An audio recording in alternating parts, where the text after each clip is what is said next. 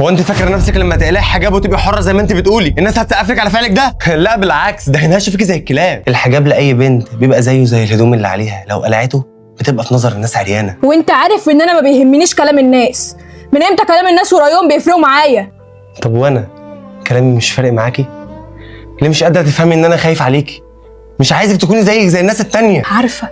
عارفه وفاهمه انك خايف عليا، بس المجتمع اللي احنا عايشين فيه ده هو اللي بيحكم ان البنت لازم تبقى جميله وحلوه طول الوقت. حتى انت مفيش فرق ما بينك وبين المجتمع اللي بيحكم عليا ان انا لازم طول الوقت ابقى جميله وحلوه. لا ما تعلقيش شماعتك على ناس المجتمع، مش الناس المجتمع اللي قالوا لك اقلعي حجاب. هو انا اللي بتقارنيني بيهم؟ قلت لك برضه اقلعي حجاب عشان يبقى شكلك احلى؟ طبعا لا، يا ريت ما تجيبهاش فيا في المجتمع. عندك حق، انا فعلا مش هجيبها في المجتمع، بس تعرف انا هجيبها فيك انت.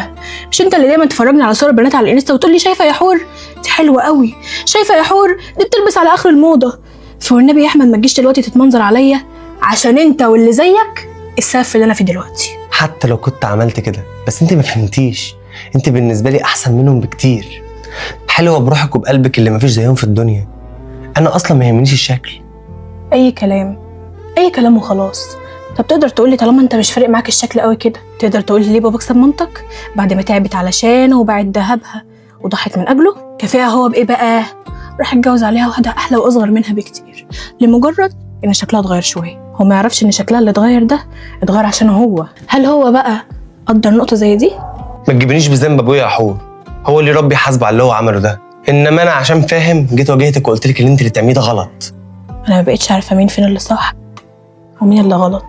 اللي انا عايز افهمهولك حاجه واحده بس، ان الدنيا بتنتهي ومحدش باقي فيها. اما الناس والمجتمع اللي انت بتتكلمي عنهم دول محدش فيهم هينفعك. اللي هينفعك هو عملك اللي اتعمل واللي لسه هيتعمل. قبل ما تخطي خطوه واحده بس قدام، عايزك تحسبيها بدل المره 1000، والا هتلاقي نفسك في دايره مقفوله ومش هتعرفي تخرجي منها.